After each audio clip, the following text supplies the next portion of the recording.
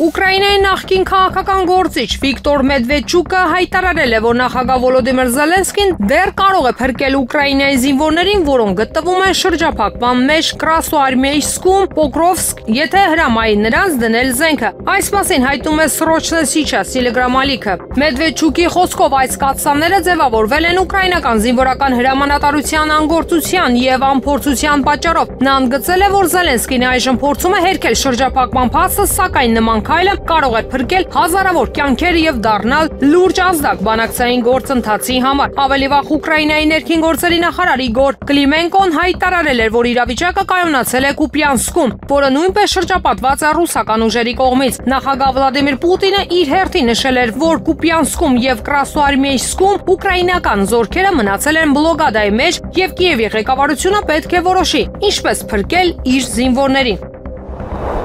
Ամերիկայի նախագահ Դոնալդ Թրամփը նախատեսում է հանդիպում Հունգարիայի վարչապետ Վիկտոր Օրբանի հետ նոյեմբերի 8-ին, այս մասին հայտնել է Bloomberg գործակալությունը։ Հանդիպման մանրամասները դեռ չեն բացահայտվում, սակայն վերլուծաբանների գնահատմամբ այն կարող է դառնալ կարևոր ազդակ ԱՄՆ-ի եւ Հունգարիայի միջև հարաբերությունների վերականգնման ուղղությամբ։ Թրամփն ու Օրբանը նախկինում բազմիցս արտահայտել են փոխադարձ հարգանք եւ նման դիրքորոշումներ, հատկապես միգրացիոն քաղաքականության եւ ազգային ինքնիշխանության հարցերում։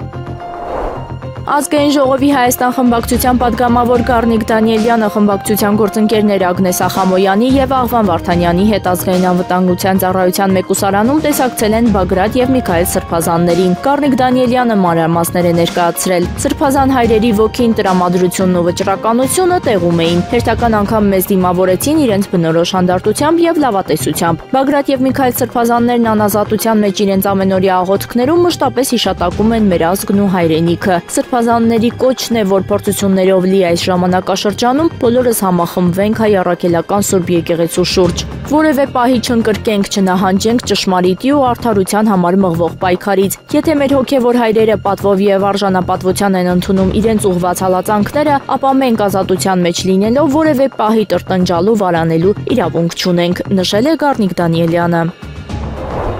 Ուկրաինական ռազմական Firepoint ընկերությունը, որը արտադրում է Flamingo հեռար հրթիռներ, չի կարողանում փորձարկումներ անցկացնել Ուկրաինայում։ Այս մասին Le Monde-ին տված հարցազրույցում հայտարարել է ընկերության տեխնիկական տնօրեն Իրինա Թերեկը։ Մենք չենք կարողանում փորձարկումներ անցկացնել մեր տարածքում պատերազմի եւ հաճախակի օդային հարձակումների պատճառով, բացատրել է նա։ Տեխնիկական տնօրենի խոսքով արտադրությունը պետք է տարածված լինի Ռուսաստանից հարձակումները կանխելու համար։ Թերեկը բացատրել է, որ նման միջոցառումները հանգեցնում են զգալի ծախսերի։ Ռուսաստանի եւ ԱՄՆ նախագահներ Վլադիմիր Պուտինը եւ Դոնալդ Թրամփը մոտ ապագայում հեռախոսազրույց չեն պլանավորում։ Այս մասին ՌԻԱ Նովոստիի լրագրողներին ասել է Ռուսաստանի նախագահի մամուլի քարտուղար Դմիտրի Պեսկովը։ Ոչ դեռ ոչ, պատասխանել է Կրեմլի խոսնակը հարցին, թե արդյոք մոտ ապագայում երկու առաջնորդների միջև հեռախոսազրույց է պլանավորվում։ Պուտինի եւ Թրամփի միջև վերջին հեռախոսազրույցը տեղի է ունեցել հոկտեմբերի 16-ին։ Այդ ժամանակ ամերիկացի եւ ռուս առաջնորդները համաձայնել են անձամբ հանդիպել Բուդապեշտում։ Կրեմլը հայտարարել է, որ Հունգարիայում բանակցությունները կարող են տեղի ունենալ 2 շաբաթվա ընթացքում կամ ավելի ուշ։ Կառավարությունն այսօրվա նիստում չզեկուցվող նախագծերի թվում ընդունել է զինվորական ծառայության եւ զինծառայողի կարգավիճակի մասին օրենքում փոփոխություն կատարելու մասին որոշում։ 24 ամսյա պարտադիր զինվորական ծառայության ժամկետը 2025 թվականի ձմեռային զորակոչից սկսած կրճատվում է 6 ամսով, սահմանվելով 18 ամսյա ժամկետով պարտադիր զինվորական ծառայություն։ Նախագծի ընդունմամբ կանխատեսվում է պարտադիր զինվորական ծառայության կազմակերպման ուղղությամբ ծախսերի նվազում սկսած 2027 թվականի երկրորդ կիսամյակից, քանի որ 2025 թվականի ձմեռային զորակոչի շրջանակներում 2026 թվականի հունվարից սկսած 18 ամիս ծառայության ժամկետն ավարտվում է 2027 թվականի հուլիսին։ Կառավարության որոշումից հետո օրենքի նախագիծը կմտնի ազգային ժողովի քառօրյա օրակարգ, որից հետո նոր կստանա օրենքի ուժ։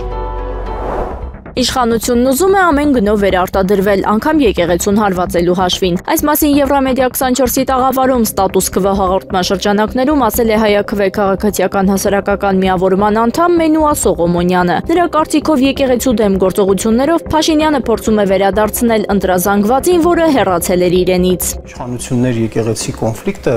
եւ քաղաքական կոնֆլիկտի ծիրում, ներքաղաքական կոնֆլիկտի ծիրում է դիտարկելի։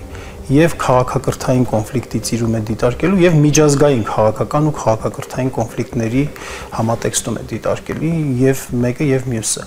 Պարզ ամենապարզ ձևերով ասած, սա իշխանության համար, իշխանությունը պահպանելու համար պայքար է։ Իրենից երակի, առնվազն երակի ըստ սոցիոլոգիական հավաստի ասենք, կամ ասենք այդպես վստահելի գործընկեր կազմակերպությունների կամ անձանց ներկայացրած տվյալների առնվազն եռապատիկ ավելի բարձր ռեյտինգ ունի հայաստանյաց առաքելական Սուրբ եկեղեցին, քան կառավարությունը եւ կառավարության ղեկավարը։ Եվ ցանկացած իրենից բարձր ռեյտինգ ունեցող միավոր լինի անհատ թե կազմակերպություն Փաշինյանին լրջորեն անհանգստացնում է։ Ինքը այստեղ վտանգ է տեսնում։ Եթե ընդդիմադիրները մեզ լսեին 2021 թվականի ընտրություններին չմասնակցեին, Նիկոլ Փաշինյանը վաղուց վարչապետ չէր լինի։ Այս մասին Եվրամեդիա 24-ի տաղավարում հարցազրույցի ժամանակ ասել է Հանրապետական կուսակցության գործադիր մարմնի անդամ Արտակ Զաքարյանը։ Նա կարծում է Փաշինյանին հեռացնելու համար մեկ բան է անհրաժեշտ՝ ընդդիմության համախմբում։ Եթե ընդդիմությունը մեկ ամիս մեկ հարցի շուրջ, իշխանափոխության շուրջ լինի միասնական իր բոլոր գործողություններում, վստահ եղեք հաջողվելու է գործընթացը։ Պարզ է Նիկոլն ավելի կոշտ է պայքարելու, ձերբակալություններն ավելի շատ են լինելու, կալանավորումները, ոստիկանության տերորը, տեղեկատվական տերորը, ամեն ինչ, բայց միևնույնն է, դա կա չէ։ Այսպես թե այնպես դա կա։ Այսինքն այստեղ ամբողջ խնդիրն է, որ պետք է մեկ միասնական պատկերացումով եւ մեկ միասնական ճակատով շարժվի։ Չգա մեկն ասի ես ընդդիմություն եմ, բայց ոչ նախկիններ, ոչ ներկաներ, չգա մյուսն ասի ես ընդդիմություն եմ, բայց գտնում եմ, որ իմպիչմենտը չի լինելու, պետքա բանով ընտրություններով մենակ գնալ, չգա մեկն ասի եկեք թող Ռոբերտ Քոչարյանն ու Սերժ Սարգսյանը դուրս գան բանից, պայքարից մնացածը լավ կլինի։ Չէ։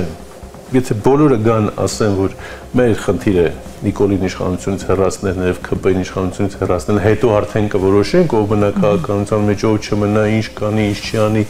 դա արդեն հետո է խնդիրը։ Այդ ժամանակ ընդամենը մեկ ամիս հետո բոլոր խնդիրները լուծված են։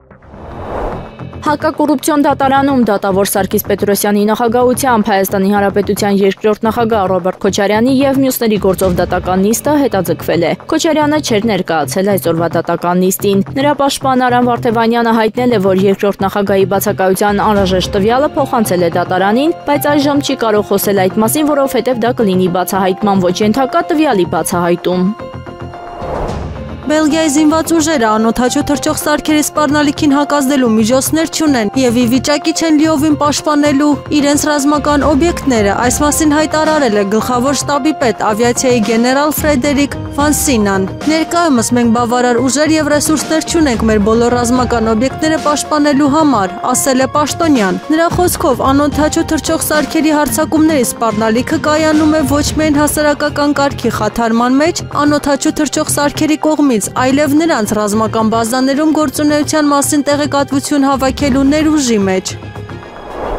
ԱՄՆ նախագահ Դոնալդ Թրամփը հայտարարել է, որ Գազայի հատվածում ներկայումս հրադադար է հաստատվում։ Այս մասին նա ասել է Բուսանից Վաշինգտոն մեկնող ինքնաթիռում Չինաստանի նախագահ Սի Ցзինփինի հետ բանակցություններից հետո, հաղորդել է Fox News-ը։ Այո, դա հրադադար է, հայտարարել է ամերիկացի առաջնորդը։ Հոկտեմբերի 9-ին Իսրայել եւ Պաղեստինյան արմատական համաշարժումը Եգիպտոսի, Կատարի, ԱՄՆ-ի եւ Թուրքիայի միջնորդությամբ համաձայնել են իրականացնել Թրամփի կողմից ներկայացված խաղաղության ծրագրի առաջին փուլը։ Գազայում հրադադարն ուժի մեջ է մտել հոկտեմբերի 10-ին։ ԱՄՆ նախագահ Դոնալդ Թրամփը նախատեսում է նոյեմբերի 8-ին հանդիպել Հունգարիայի վարչապետ Վիկտոր Օրբանի հետ, հաղորդում է Bloomberg-ը։ Թրամփը նախատեսում է նոյեմբերի 8-ին հանդիպել Հունգարիայի վարչապետ Վիկտոր Օրբանի հետ, ասվում է հրատարակության մեջ։ Գործակալության աղբյուրների փոխանցմամբ հանդիպման վայրը դեռևս վերջնականապես որոշված չէ։ Հոդվածում նաև նշվում է, որ Օրբանը նախկինում հայտարարել էր Թրամփի հետ Վաշինգտոնում հանդիպելու ծրագրերի մասին, հունգարյան ռուսական նավթի նկատմամբ ԱՄՆ պատժամիջոցների հետևանքներից պաշտպանելու հարցը քննարկելու համար։ Լիտվան փակելով սահմանը ցույց է տվել իր իրական վերաբերմունքը մարդկանց ազատ տեղաշարժի եվրոպական արժեքների նկատմամբ։ Սրա մասին, ինչպես հայտնում է ՏԱՍՍ-ը, ասված է Բելարուսի ԱԳՆ հայտարարությունում։ Բելարուսի ԱԳՆ մամուլի քարտուղար Ռուսլան Վարանկովը նշել է, որ լիտվացի քաղաքական գործիչները կիրառում են լարվածությունը սրելու մարտավարություն, հույս ունենալով դրանից օգուտ ստանալ Եվրամիությունից։ Եվրամիության ներկայացուցիչների այցից եւ Լեհաստանի կողմից Բելարուս-լեհական սահմանը փակելու մասին բարձրագույն հայտարարություններից հետո Լեհաստանին տրամադրվեց 43 միլիարդ եվրոյի վարկ, ասել է Վարանկովը։ Նրա կարծիքով Լիտվան նույնպես ցանկանում է նույն կերպ շահել այս իրավիճակից։ Հիշեցնենք, որ հոկտեմբերի 29-ին Լիտվայի վարչապետ Ինգա Ռուգինենն հայտարարել է, որ երկրի իշխանությունները մեկ ամսով ամբողջությամբ փակելու են ավտոմոբիլային սահմանը Բելարուսի հետ։ Ռիո դե Ժանեյրոյի նահանգային օմբուդսմենը հայտնել է 132 մարդու մահվան մասին ավազակախմբի դեմ ոստիկանության կողմից իրականացված գործողության արդյունքում։ Այս մասին հայտնել են օմբուդսմենի գրասենյակից։ Վերջին տվյալներով կա 132 զոհ, նշել է գրասենյակի ներկայացուցիչը։ Հոկտեմբերի 28-ի առավոտյան մոտ 2500 ոստիկաններ զբաղկացած ուժերը մտել են ֆավելաներ եւ շուտով բախումներ են սկսվել։ Կարմիր հրամանատարությունը պատասխանել է կրակոցներով, հրկիզել է բարիկադներ եւ անօթաչու թռչող սարքերից ռումբեր նետել։ Ռիո դե Ժանեյրոյի օդանավակայանի մոտ գտնվող ֆավելայի տարածքը համարվում է Բրազիլիայի ամենաազդեցիկ հանցավոր խմբավորումներից մեկի գործողությունների կենտրոնը։ Նահանգի կառավարությունը հայտնել է, որ սպանվածներից առնվազն 50-ին ոստիկանությունը նույնականացրել է որպես կասկածյալ։ Իսրայելի կողմից Գազայի հատվածի հյուսիսում գտնվող Բեյթ Լահիա քաղաքի վրա հասցված նոր հարվածների հետևանքով 2 մարդ է զոհվել, հաղորդում է Ալ Ջազիրան, հղում անելով տեղական աղբյուրներին։ 2 մարդ է զոհվել Բեյթ Լահիայի հյուսիսում գտնվող Էս-Սալաթին թաղամասում Իսրայելի հարվածների հետևանքով, հաղորդել է Գազայի քաղաքում գտնվող Աշ-Շիֆա բժշկական համալիրի աղբյուրը։ Ավելի վաղ Իսրայելի պաշտպանության ուժերի մամուլի խոսնակի գրասենյակը հայտնել էր Բեյթ Լահիա շրջանում գտնվող թիրախի վրա ճշգրիտ հարվածի մասին։ Հարվածը ենթադրաբար ուղղված էր պաղեստինյան արմատականների զենքի պահեստին։ Թուրքիայի հետ սահմանի բացումն ու դիվանագիտական հարաբերությունների հաստատումն ընդամենը ժամանակի հարց է։ Փարիզի խաղաղության 8-րդ ֆորումի շրջանակում անցկացված առաջնորդության խաչմերուկներում խորագրով քննարկման ժամանակ ասել է Հայաստանի վարչապետ Նիկոլ Փաշինյանը։ Նրա խոսքով Հայաստանն ու Թուրքիան շատ դրական երկխոսություն ունեն եւ դիվանագիտական հարաբերությունների հաստատման սահմանի բացման համար հիմա որևէ էական խոչընդոտ չկա։ Ես կարծում եմ, որ դա տեղի կունենա, բայց թե ինչքան արագ դա տեղի կունենա, արդեն այլ հարց ու այլ խնդիր է։ Ես կարծում եմ, որ մենք հասնում ենք մի հանգրվանի, որտեղ կունենանք լիարժեք դիվանագիտական հարաբերություններ, բաց սահմաններ, տնտեսական, քաղաքական համագործակցություն եւ կլինենք նորմալ հարևաններ, ասել է Փաշինյանը։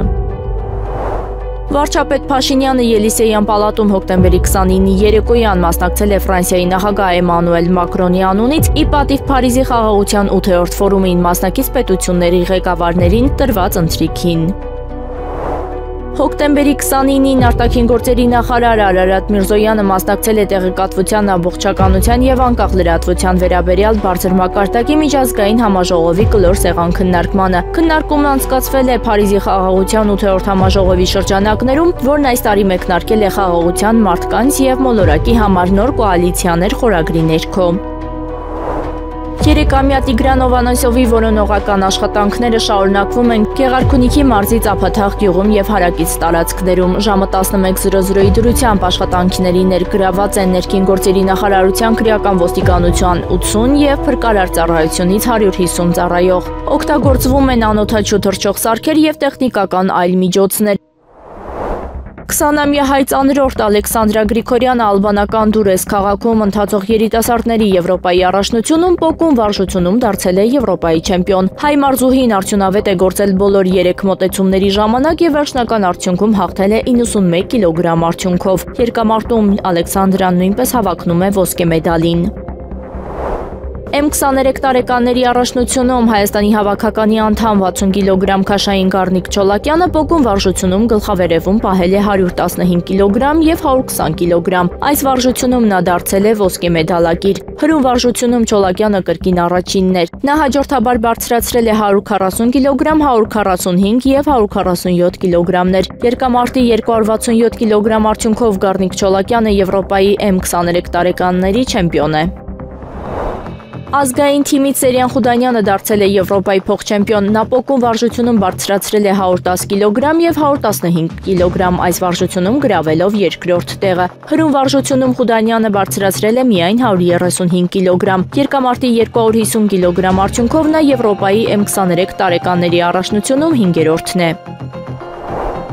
Համաշխարհային բանկը կանխատեսում է, որ 2026 թվականին նավթի եւ մյուս հումքային ապրանքների գները կընկնեն վերջին 6 տարվա նվազագույն մակարդակին։ Ապրանքային շուկաների հեռանկարներ զեկույցում նշվում է, որ պատճառներն են համաշխարհային տնտեսության դանդաղ աճը, նավթի ավելցուկային առաջարկը եւ քաղաքական անկայունությունը։ Զեկույցի համաձայն նավթի համաշխարհային ավելցուկը մինչեւ 2026 թվականը կաճի մոտ 65%-ով։ 2020-ի ցուցանիշների Միաժամանակ պահանջարկի աճը դանդաղում է էլեկտրական եւ հիբրիդային մեքենաների տարածման ու Չինաստանի սպառման նվազման հետևանքով։ Համաշխարհային բանկը կանխատեսում է, որ Brent տեսակի նավթի միջին գինը կընկնի $68-ից 2025 թվականի դրությամբ մինչև $60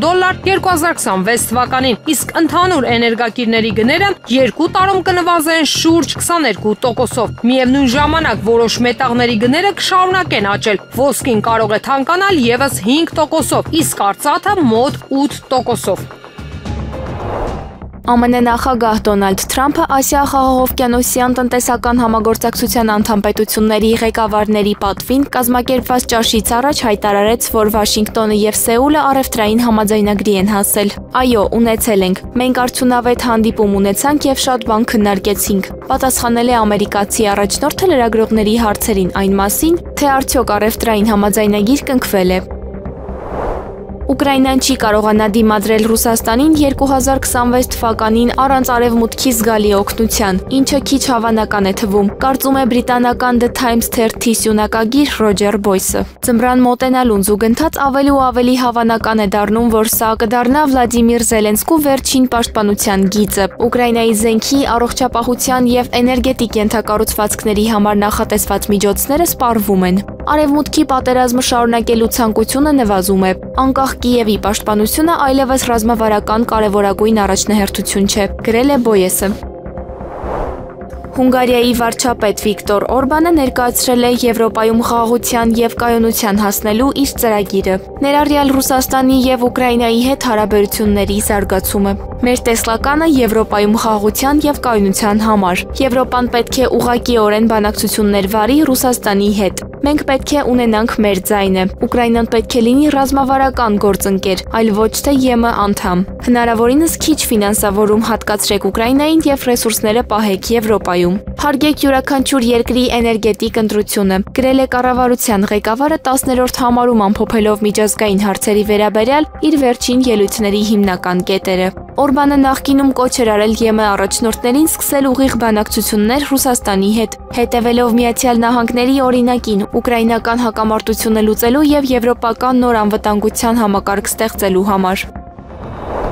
Գազայի հատվածում հոկտեմբերի 28-ի երեկոյից ի վեր Իսրայելի կողմից իրականացված օդային հարվածների հետևանքով զոհերի թիվը հասել է 104-ի, հայտնել է Պաղեստինյան անկլավի առողջապահության նախարարությունը։ Նրա խոսքով զոհերի թվում են 46 երեխա եւ 20 կին, վիրավորվել է 253 պաղեստինցի։ WAFA լրատվական գործակալությունը հղումանելով բժշկական փորձագետներին հաղորդել է, որ պաղեստինյան թերթի լրագրող է զոհվել Գազայի հատվածի կենտրոնական մասում գտնվող Նուսեյրաթի փախստականների ճամբարի վրա Իսրայելի կողմից հասցված հարվածի հետևանքով։ Գործակալության տվյալներով Իսրայելի ավիահարվածները ոչնչացրել են Գազայից արևմուտք գտնվող Ալ-Շատի ճամբարի մի ամբողջ թաղամաս, որի հետևանքով կան մեծ թվով զոհեր։ Հոկտեմբերի 28-ի երեկոյան Իսրայելի վարչապետ Բենյամին Նեթանյահուն հրամայեց լայնածավալ հարված հասցնել Գազայի հատվածին։ Վարչապետը որոշումը կայացրել է զինվորականների հետ հանդիպման ժամանակ, այն բանից հետո, երբ Համասի կողմնակիցները ըստ իսրայելական կողմի խախտել են հրադադարը, կրակելով իսրայելական զորքերի վրա Գազայի հատվածի հարավային Ռաֆահ շրջանում։ ԱՄՆ նախագահ Դոնալդ Թրամփի եւ Չինաստանի նախագահ Սի Ցինփինի միջև կայանալիք հանդիպման ցանկացած արդյունք կլինի Պեկինի հաղթանակը, հայտնել է ամերիկյան CNN News-ը։ Նշվում է, որ դեռևս պարզ չէ, թե ինչ զիջումների կգնա յուրաքանչյուր կողմը Սի Ցինփինի եւ Թրամփի միջև ԱՄՆ նախագահի երկրորդ ժամկետի սկզբից ի վեր առաջին անձնական հանդիպման ժամանակ, սակայն անկախ դրա արդյունքից դա կլինի Չինաստանի հաղթանակը։ CNN-ը կարծում է, որ Սի Ցինփինի բանակցային սենյակ մտնելու պահից Չին-ամերիկյան հարաբերություններում նոր իրականություն կծագի։ Ըստ տվյալների Չինաստանին չի կարելի սպառնալիքներով ստիպել ենթարկվել Միացյալ Նահանգների կամքին։ CNN News-ի փոխանցմամբ առաջիկա հանդիպումը թույլ կտա Սի Ցինփինին ցույց տալ, որ Չինաստանը համաշխարհային ասպարեզում զբաղեցնում է Միացյալ Նահանգներին հավասար դիրք։ Ազգային ժողովի նախկին նախագահ Արարատ Միրզոյանին ծեծի ենթարկելու գործով մեղադրյալի դատավճիռը հայտնի է։ Երևանի ընդհանուր իրավասության քրեական դատարանը դատավոր Ժորա Չիչոյանի նախագահությամբ հրապարակել է 2020 թվականի նոյեմբերի 9-ի լույս 10-ի գիշերվան հաջորդած իրադարձություններին եւ այդ ընթացքում ազգային ժողովի նախկին նախագահ Արարատ Միրզոյանին ծեծի ենթարկելու գործով մեղադրյալ Թորգոմ Ասատրյանի դատավճիռը։ Մեղավոր ճանաչելով Ասատրյանին եւ դատապարտելով ազատազրկման 5 տարի 6 ամիս ժամկետով։ Հիշեցնենք, որ Արարատ Միրզոյանի նկատմամբ բռնության այս դրվագով մեղադրյալի կարգավիճակում է MMA չեմպիոն Թորգոմ Ասատրյանը, որն ի սկզբանե մեղադրվում էր Արարատ Միրզոյանի նկատմամբ սպանության փորձ կատարելու մեջ։ Իբրև վերջինիս նշված գործունեությունը դադարեցնելու նպատակով, սակայն դատարանն ավելի վաղ հրապարակել է մեղադրական վերդիկտը, վերավորակելով մեղադրանքը մեղավոր ճանաչելով ոչ թե սպանության փորձի, այլ քրեական նախկին օրենսգրքի 225-րդ հոդվածի 2-րդ մասով, այն է զանգվածային անկարգությունների ժամանակ դրանց մասնակցի կողմից բռնություն գործադրելը, ջարդ կամ հրկիզում իրականացնելը, գույք ոչնչացնելը կամ վնասելը, հրազեն, պայթուցիկ նյութեր կամ պայթուցիկ սարքեր գործադրելը կամ իշխանության ներկայացուցչին զինված դիմադրելը։ Թորգոմ Ասատրյանը մեղադրանքը չի ընդունել, նա կալանքի տակ է 2023 թվականի փետրվար ամսից։ Ի պաշտպանություն Հայաստանում քաղբանտարկյալների եւ Բաքվում պատանդարված մեր հայրենակիցների ազգային ժողովի մոտ քաղաքացիական բողոքի ակցիային իրականացրել ՀՀԿ երիտասարդական եւ ուսանողական կառույցների նախաձեռնությանը միացած այլ քաղաքական ուժեր եւ հասարակական միավորումների երիտասարդներ։ Ակցիայի շարժառիթն այն է, որ ազգային ժողովում ընթանում է Եվրանեսի խորհրդարանական վեհաժողովի պլենար նիստը եւ ակցիայի մասնակիցներն իրենց ձայնն ուզում էին լսելի դարձնել։ Ամեն օր ականատես ենք լինում ընտրված համայնքապետերի ձերբակալությանը։ Այս մասին հայտարարել է Հայաստան խմբակցության պատգամավոր Գառնիկ Դանելյանը։ Եվ ամեն օր մենք ականատես ենք լինում ընտրված քաղաքապետերի ձերբակալությանը, այնուհետև կալանավորմանը։ Մասկի շոուներ կազմակերպելով ընտրված քաղաքապետերին Գյումրու երեք մենք արդեն ականատեսը եղանք Մասիսի քաղաքապետի էլի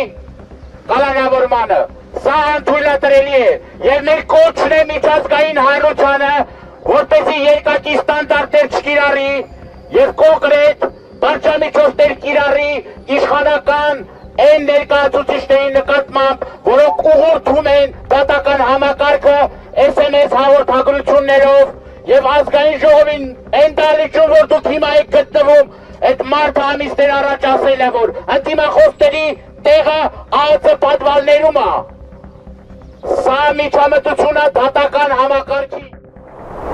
Նախորդին մեր ձևով շարժման համակարգող Նարեկ Կարապետյանը գրառում էր կատարել, նշելով, որ հունիսի 6-ին Հեցի անունից դիմել են հանրային ծառայությունները կարգավորող հանձնաժողովի նախագահ Մեսրոպ Մեսրոպյանին հոսանքի գինը իջեցնելու առաջարկով ընդգծել հունիսի 13-ին հանձնաժողովի նախագահի պատասխաննամակում առաջարկը մերժվել է։ ՀԾԿՀ-ն արձագանքել է, նշելով, որ Հեցի առաջարկը ամենևին էլ նպատակ չուներ նվազեցնել սպառողների համար սահմանված սակագները։ Կառույցի հայտարարության մեջ նշվում է, որ ՀԾԿՀ-ն նպատակահարմար է գտել էլեկտրաէներգետիկական համակարգի ընկերությունների սակագների վերանայումը իրականացնել տարեվերջին համակարգի ընկերությունների ֆինանսատնտեսական գործունեության տարեկան արդյունքների հիման վրա։ Կենտրոնական ընտրական հանձնաժողովը պատրաստվում է հերթական ընտրություններին, ավելին ԿԸՀ-ն պատրաստվելով հերթական ընտրություններին երբեք չի կարող բացառել արտահերթ ընտրությունները։ Դա ԿԸՀ տիրույթում չէ, դա քաղաքական հարց է։ Այս մասին լրագրողների հետ զրույցում ասել է ԿԸՀ նախագահ Վահագն Հովակիմյանը։ Կուսակցությունները կարող են շտաբի պետ նշանակել ընտրությունների հաջորդ օրը։ Կուսակցության ներքին կառուցակարգային որոշումները չեն կարող համապետական միջոցառման ակունքը լինել, նշել է նա, անդրադառնալով քաղաքացիական պայմանագրի նախընտրական շտաբի ձևավորմանը։ Դանիայի վարչապետ Մեթե Ֆրիդերիքսենը լրագրողների հետ հանդիպման ժամանակ հայտարարել է, որ կառավարությունը չի կարող հստակ ասել, թե ով է գործարկել Դանիայի տարածքի վրա հայտնված անօդաչու դրոնները, հայտնում է ՌԻԱ Նովոստին։ Ֆրեդերիքսենի խոսքով այս իրավիճակը բնորոշ է հիբրիդային պատերազմի մեխանիզմներին, երբ հակառակորդը չի բացահայտում իր ինքնությունը։ Սխալ է փորձել ամփոփել բոլոր նման գործողությունները կամ հարձակումները, քանի որ հենց դա է հիբրիդային պատերազմի էությունը։ Դուք չգիտեք, թե ով է ձեր դիմաց, նշել է վարչապետը։ Նա հավելել է, որ նման միջադեպերի դեպքում գրավոր եզրակացության հասնելը գրեթե անհնար է։ Ավելի վաղ Դանիան, Նորվեգիան, Ֆինլանդիան եւ Շվեդիան համաձայնել էին համատեղորեն գնել ռազմական դրոններ եւ համապատասխան սարքավորումներ, որպեսզի ամրապնդեն հյուսիսային երկրների պաշտպանական համակարգը։ Ուկրաինական տանկային գումարտակները զենք եւ տեխնիկայի պակաս ունեն մեծ կորուստների եւ վնասված տրանսպորտային միջոցների վերանորոգման դժվարությունների պատճառով։ Ուկրաինայի զինված ուժերում այժմ մնացել է մարտունակ տանկերի մոտավորապես 20-30%-ը, հաղորդում է Military Watch մագազինը, հղում անելով ուկրաինական աղբյուրներին։ Հրատարակությունը նշում է, որ Ուկրաինայի զինված ուժերի հրամանատարությունը տանկեր է օգտագործում հետևակին աջակցություն ցուցաբերելու համար, ինչը հանգեցնում է տանկերի կորստի։ Քանի որ նման մանևրներ կատարելիս ուկրաինական տեխնիկան գտնվում է տեսադաշտում, անօդաչու թռչող սարքերը հեշտությամբ հարձակվում են դրա վրա։ Կիևը չի կարողանում փոխհատուցել իր տանկերի պակասը, նույնիսկ պաշտպանության զգալի ծախսերի դեպքում։ Ուկրաինայի արևմտյան դաշնակիցների աջակցությունը եւ անսարք սարքավորումների համար պահեստամասերի մատակարարումը նույնպես չի կարողանում բարելավել Ուկրաինայի տանկային ստորաբաժանումների ծանր վիճակը։ Նման եզրահանգման է հանգել ամսագիրը։ Չինաստանի նախագահ Սի Ցզինփինը հոկտեմբերի 30-ին Բուսանում կհանդիպի ԱՄՆ նախագահ Դոնալդ Թրամփի հետ, հայտարարել է Չինաստանի արտաքին գործերի նախարարությունը։ Չինաստանի եւ Միացյալ Նահանգների միջև կնքված համաձայնագրի համաձայն Չինաստանի նախագահ Սի Ցզինփինի եւ ԱՄՆ նախագահ Դոնալդ Թրամփի միջև հանդիպումը տեղի կունենա հոկտեմբերի 30-ին տեղական ժամանակով Կորեայի Հանրապետությունում Բուսան քաղաքում։ Այս հանդիպման ընթացքում երկու կողմերը կփոխանակվեն Չին-ամերիկյան հարաբերությունների հարցերի եւ փոխադարձ հետաքրքրություն ներկայացնող այլ թեմաների շուրջ։ Ասվում է Չինաստանի արտաքին գործերի նախարարության կայքում տեղադրված հայտարարության մեջ։ Չինաստանի արտաքին գործերի նախարարության խոսնակ Գո Ցզյանկունը հայտարարել է, որ այս հանդիպման ժամանակ երկու պետությունների ղեկավարները խորը մտքերի փոխանակում կանցկացնեն Չինաստան-ԱՄՆ հարաբերություններին վերաբերող ռազմավարական եւ երկարաժամկետ հարցերի, ինչպես նաև փոխադարձ հետաքրքրություն ներկայացնող հիմնական հարցերի շուրջ։ Ինչպես պարզաբանեց չինացի դիվանագետը, Պեկինը պատրաստ է համագործակցել Վաշինգտոնի հետ այս հանդիպումից դրական արդյունքներ ապահովելու եւ Չինա-ամերիկյան հարաբերությունների կայուն զարգացմանը նոր խթան հաղորդելու համար։